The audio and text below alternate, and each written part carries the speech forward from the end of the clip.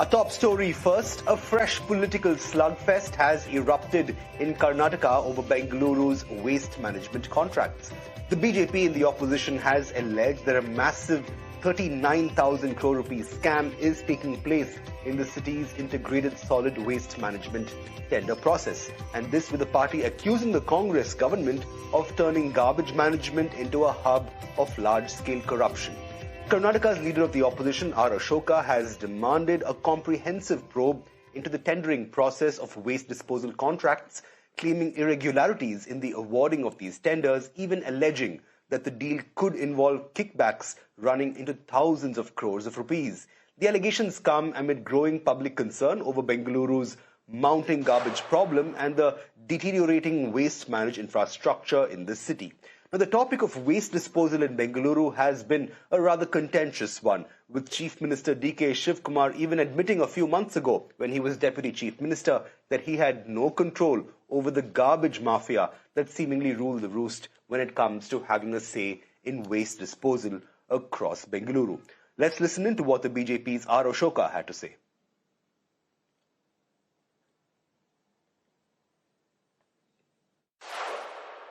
So Karnataka Congress government looted in Bangalore the garbage. They know how to make the garbage into gold. They are called the tender for the garbage 30 years plus 35 years. Totally 65 years. Means 36,000 crore scandal this one. I think in Indian history, no state have not this type of scandal. Shifting focus to Tamil Nadu next, the centre has allocated 7,585 crore rupees to the state under the new Rural Jobs or the VBG Ramji scheme that's all set to replace Manrega come the 1st of July. Now, while the state is among the biggest beneficiaries in terms of central allocations, the revised funding formula could also force it to significantly raise its own spending. Now, Tamil Nadu has been allotted 7,585 crore rupees, like I mentioned, making it one of the top recipients of central funds under the revamped scheme. Uttar Pradesh, however, has received the highest allocation at 9,721 crore rupees, followed by West Bengal at about 8,508 crore rupees. Among the South, Karnataka has been allocated about 5,709 crore, Telangana about 3,825 crore, Andhra Pradesh 3,600 crore rupees, and Kerala just over 1,800 crore rupees. However, Tamil Nadu officials estimate that the new funding pattern could require the state to contribute an additional 3,000 to 4,000 crore rupees annually from its own coffers, as the centre's share of the program funding is expected to reduce under the new framework.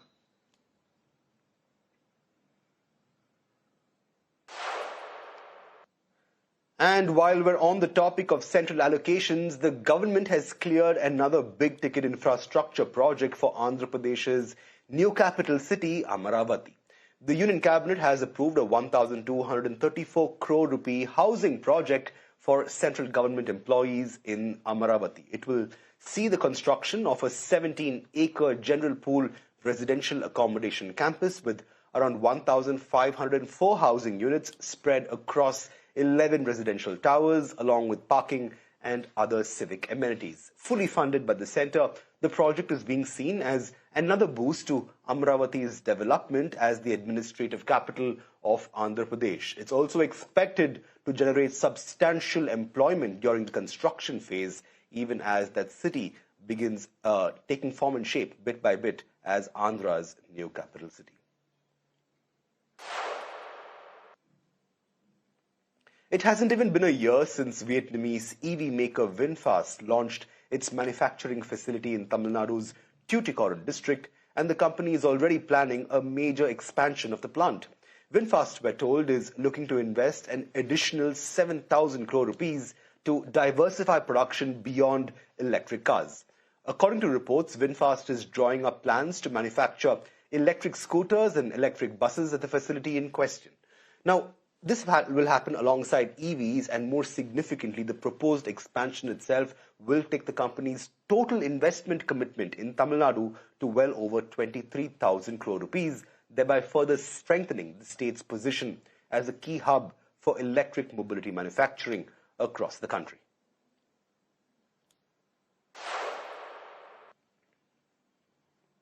On to our South Central exclusive next. It might have Bombay in its name, but bespoke apparel house Bombay Shirt Company has its sights firmly on South India. In an exclusive chat with South Central, the company's co-founder and COO Chippy Mehta told ET Now that the region could in fact account for a third of sales at the company at this time and place. And in line with these numbers, the apparel house is hitting the expansion button in Chennai before shifting focus to other South Indian cities. Now, it's doing this with the launch of its first store on Chennai's upmarket Kadar Nawaz Khan Road, with 2 more stores in the pipeline over the next year. Here's Chippy telling me what's driving business in the South and why there's more promise to be had from these markets. Thank you for having me. Always a big fan of ET Now. So Chennai has been a successful market for us. I think the customer has been fairly kind. We started our first store in Chennai a little bit pre-COVID, about almost 7-8 years ago now. And small store in RK Salai was given a kind of a step, child treatment from many angles. We were always stronger in the West, being called Bombay Shirt Company, right? So that's where we started. That was our home turf, home ground. But grew fairly slowly and steadily in the whole South Indian sector, right? I mean, Hyderabad is one of our, in fact, strongest stores in the country, and does very well. We've now got 4 stores in Hyderabad over the last few years. Built that up. We have 4 stores in Bangalore as well. We have 1 store in Kochi, and Chennai was still the last one out across South India. That 1 store in RK Salai over time, over a lot of operational rigor, a lot of customer love that we built up over the last so many years, encouraged us saying, okay, hey, let's give it a shot. And I think we have enough of confidence now to go into a second store. We started at Express Avenue a little bit less than a year ago, launched the store over there. That also gave us a good amount of success fairly quickly and better than expected, and said, okay, it's time to triple down now, and that's where we are at our K&K store. We've been wanting to actually come into K&K for a while. It's not been easy just because of the whole road construction that has happened over the last few years, the metro construction, etc.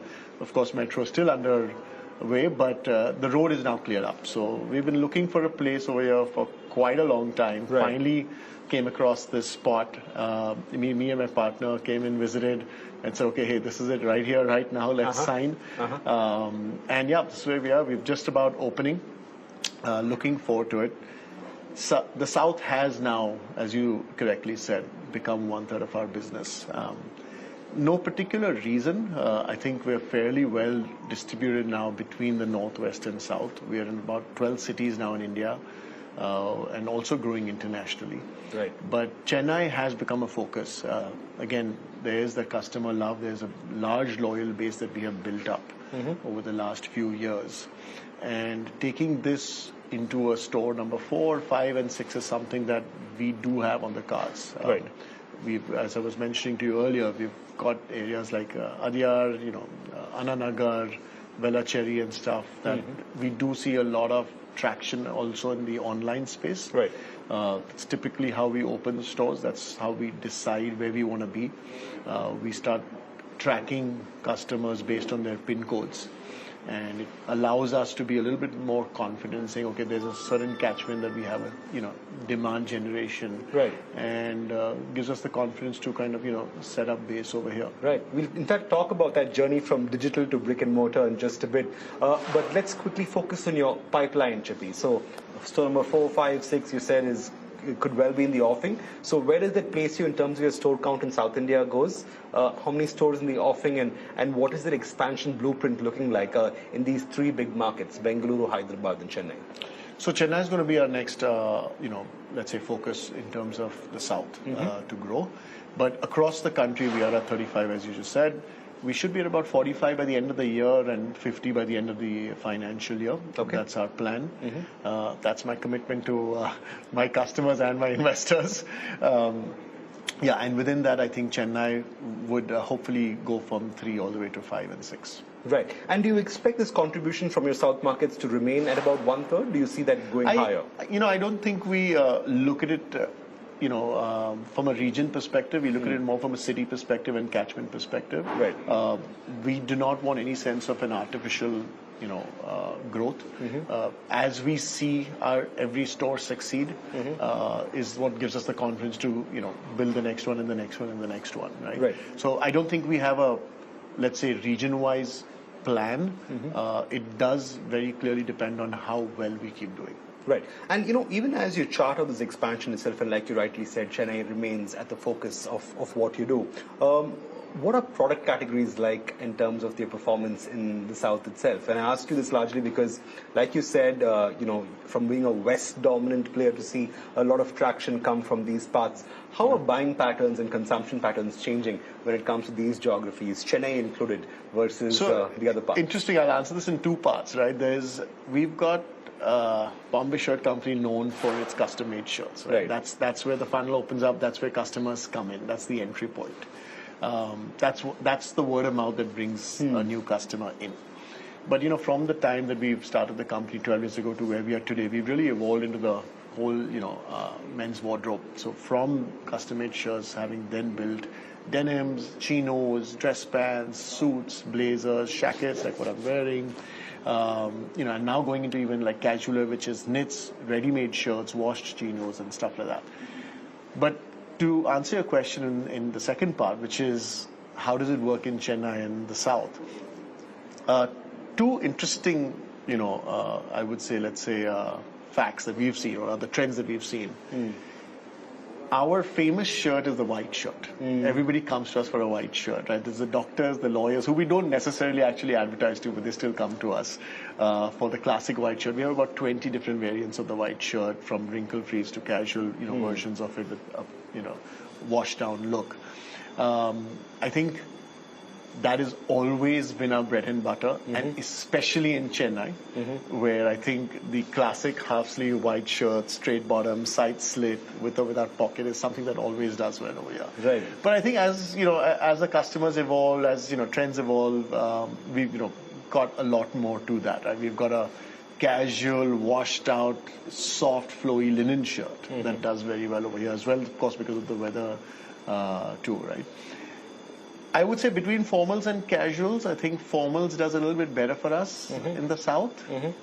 I'm not going to say why, but it does give us a little bit more, I would say, joy compared to the casual wear, which I think does a little bit better in the West. Right. I don't know if that's a cultural thing or what, but it is what it is. It is what it is. And on that note, when we were speaking a little while ago, we discussed how where you at Bombay Shirt Company sit is a very interesting space between ready-made fits and and occasion-driven bespoke tailoring. You occupy a very happy space in between, where what you're doing essentially is bespoke tailoring for everyday wear. Right. How is that market growing, Chippy, and how do you expect it to continue growing forward?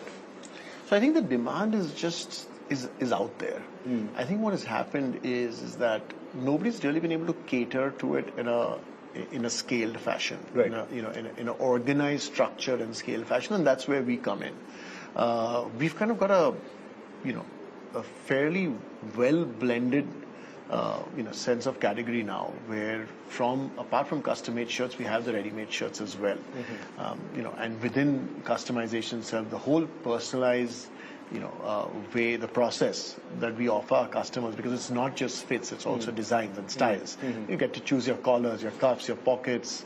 67% of our customers opt in for their initials monogrammed on the shirt. Right. And that's an interesting statistic, because we are a no logo brand.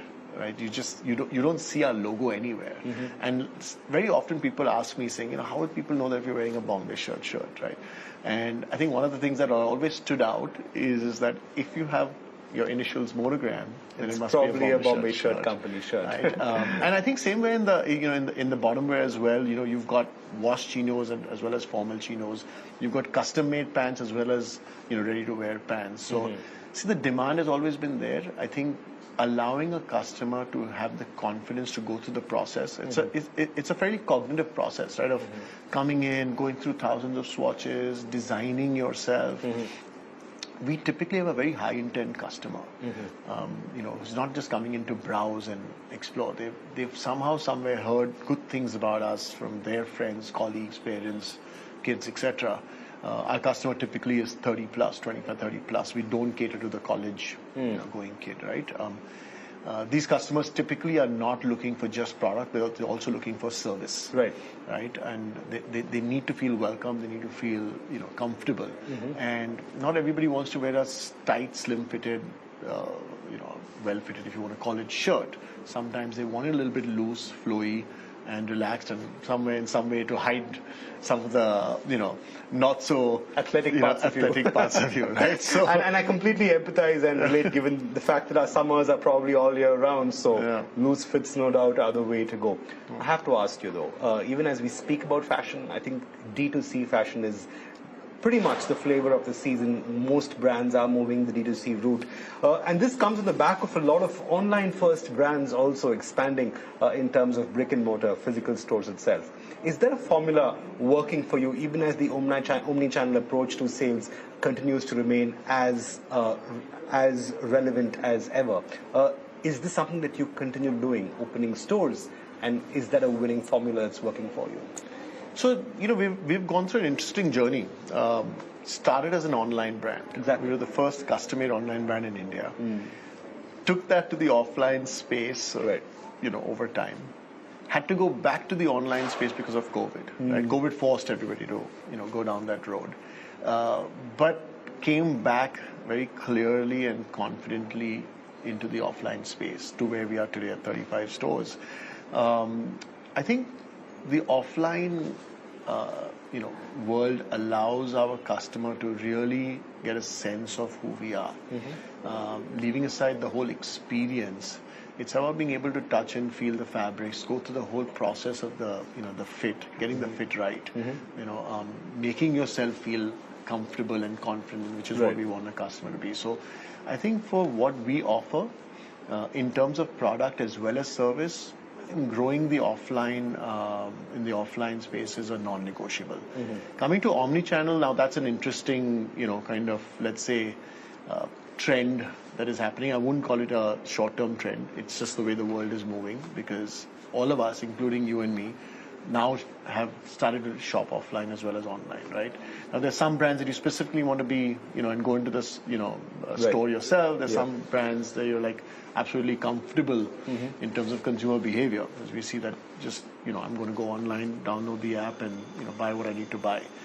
I think for us, we haven't seen that merger happen as yet with our customers. There's a small portion of our customers who actually are shopping omni-channel, who actually go between verticals and use both. But so far, I think the Indian market, the customers are still fairly divided. You have a slightly younger and more convenient kind of, let's say, shopper who says that I just want to try an online purchase. I like it. If I don't, I just send it back. And then there's the other kind of customer who's like slightly more high intent, slightly more, let's say, wants to engage a little bit differently with the brand. And for them, the offline space just makes more sense. Right. So I think we will, over time, see this merger happen. Right. But I don't think it's happening as much as what people are saying right now. Well, it's brick and mortar for the moment, at least, all the way then. Last question, where do you see yourself going from here? The store expansion blueprint, of course, is well and truly on as we speak. Does this continue? And if yes, how do you go about expanding? Yeah, so as I said, I think we should be at about 50 stores by the end of the financial year. We're looking at some international expansion as well. London, Dubai, etc. We had a store in New York. So I think international could be an interesting area for us. There's a very clear, again, demand and arbitrage that is available. Focus is still India, though. I think our heart belongs over here. I think we've really taken a good amount of time to build a strong, loyal customer base. And 70% of our business comes in from a repeat customer. So for us to take our eyes away from that doesn't make sense. Well, Bombay Shirt Company there on the expansion fast lane in South India. On that note, though, we'll have to take a short break, but South Central continues on the other side. Keep watching.